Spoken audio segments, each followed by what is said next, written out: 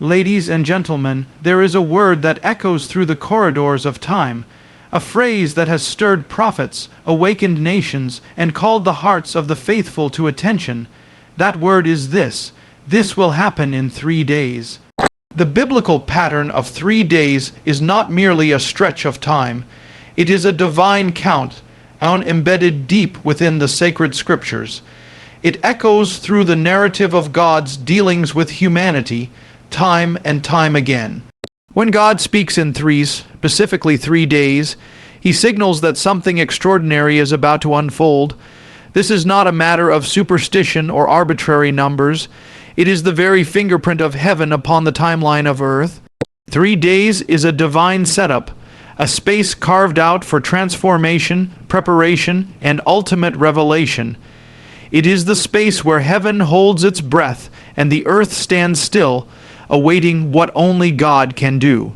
The pattern begins as early as Genesis. When Abraham was tested by God to offer up Isaac, it was after a journey of 3 days that he reached the mountain of Moriah. For those 3 days, Abraham carried in his heart the weight of obedience, not knowing how the promise could live if the sacrifice must die. And yet, it was on the 3rd day that God provided a ram in the thicket, a substitute, a foreshadowing of the ultimate sacrifice to come. The 3rd day became the day of deliverance. We see the pattern again in the story of Joseph. He interprets dreams while in prison, and after 3 days, the fate of Pharaoh's cupbearer and baker is revealed. One is restored, the other judged. The 3rd day brought a revelation of what had been hidden. In the time of Moses, God tells the Israelites to prepare themselves, for on the 3rd day he would descend on Mount Sinai in fire and thunder. 3 days of sanctification, 3 days to ready their hearts, and then the glory of God fell, and the people trembled at his presence. Jonah, thrown into the depths of the sea and swallowed by a great fish, remained there for 3 days and nights. It was a time of repentance, of brokenness, and of revelation. On the 3rd day, the fish could no longer hold him, and Jonah was vomited out onto dry land to fulfill his prophetic calling. This pattern culminates in the most powerful expression of all, the death, burial, and resurrection of the Messiah. Crucified and placed in the tomb, it was not on the 1st day nor the 2nd, but on the 3rd day that he rose in power. It was on the 3rd day that death lost its sting, the grave its victory, and humanity was offered the promise of eternal life. What is this mystery of 3 days? It is a time of divine tension, a stretch of hours that tests the heart and stretches the faith. It is the in-between space where flesh dies and spirit lives, where doubt and faith wrestle in the silence. The number 3 in Scripture often represents completeness, and in the context of days, it signals that God is about to bring something to its full conclusion. It is the space between the declaration and the manifestation, the promise and the performance. So when the word goes forth, "This will happen in 3 days," it is not a prediction for entertainment, but a call to spiritual urgency. It is God's way of saying, "Ready yourself. I am about to move." It is the divine rhythm pulsing through Scripture, and it is not to be taken lightly. The moment God speaks of 3 days, the heavens shift, and the natural begins to bow to the supernatural. It means he has set a time, and that time is holy. It is not ours to manipulate, but to prepare for. The 3-day pattern is a sacred window, a threshold of transformation. And those who recognize it, who honor it, will not be surprised on the 3rd day, for they will already be standing in the place of faith, prepared for the unveiling of God's will. In the Scriptures, when God speaks of an appointed time, he is not speaking in vague terms or offering poetic symbols. He is revealing that there is a specific, preordained moment on the timeline of eternity where his purposes intersect with human history. This is not random, it is not coincidence, it is divine orchestration. God does not work according to our schedules or assumptions. He works according to his calendar, his divine appointments, and when he says something will happen, it will happen precisely when it is meant to. Throughout the Word of God, this pattern is consistent. There are appointed times, moments when the veil between heaven and earth grows thin, and the purposes of God break forth in undeniable power. These are not merely days of importance, they are days of destiny.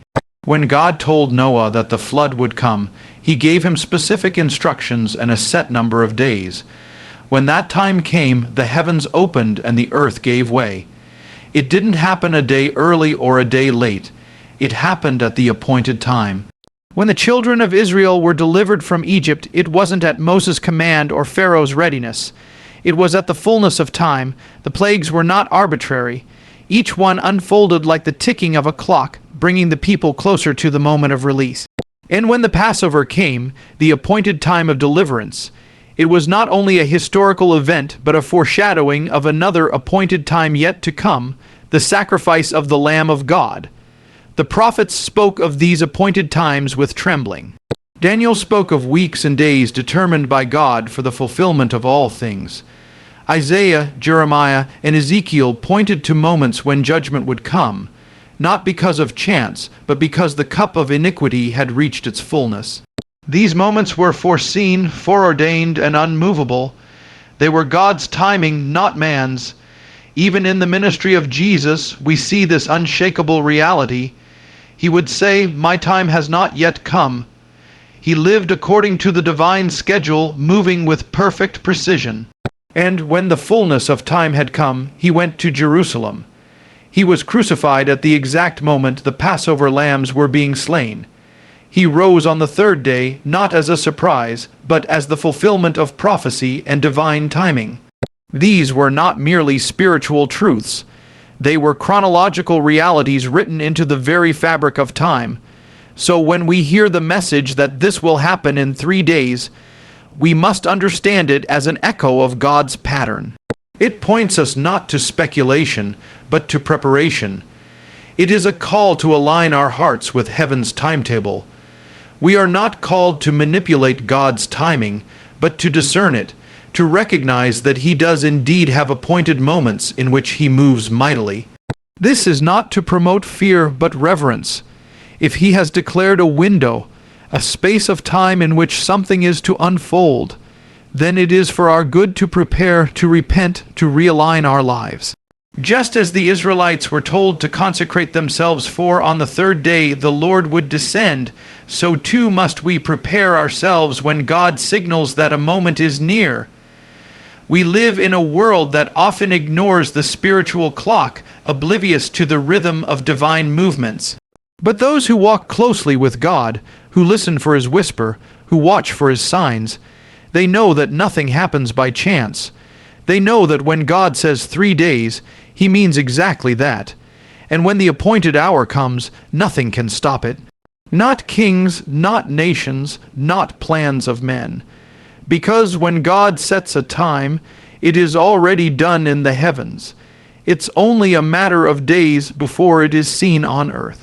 When God declares that something will happen in 3 days, it is not merely a countdown, but a profound spiritual message that calls for preparation and expectation.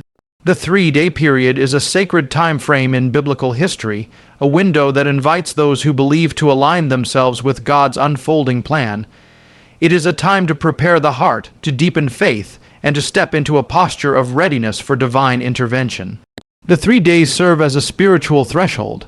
They are neither too long nor too short, just enough time for God's people to pause, reflect, and prepare. In many biblical stories, these days represent a period of waiting that requires patience, trust, and surrender. This is not passive waiting. It is active preparation. It is a time when the soul is tested, refined, and made ready to receive what God is about to do. The spiritual significance of 3 days is rooted in its role as a liminal space, a threshold between what has been and what is to come.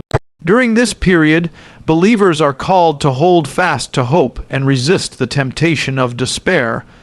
Often, the situation before the 3-day period begins may seem dire, like Jonah trapped in the belly of the great fish, or the disciples mourning after the crucifixion. But these 3 days are not the end. They are the beginning of a transformation. It is a divine pause that invites faith to rise above fear and doubt. It is a time to remember that God's timing is perfect, even when it defies human understanding. Preparation during these 3 days can take many forms. It might mean repentance, turning away from sin and returning to God's ways. It could be an invitation to prayer, seeking God's guidance and presence more earnestly than before. It may involve spiritual cleansing, where the believer examines their heart and life, removing anything that hinders intimacy with God. It could also mean strengthening community ties, supporting one another as a family of faith, because these moments are never meant to be faced alone. The 3-day period also invites expectation. It is not simply a time to endure, but a time to anticipate the fulfillment of God's promises. It is a sacred countdown toward a divine unveiling. Believers are encouraged to hold their faith like a flame in the darkness, knowing that on the 3rd day the impossible will become possible.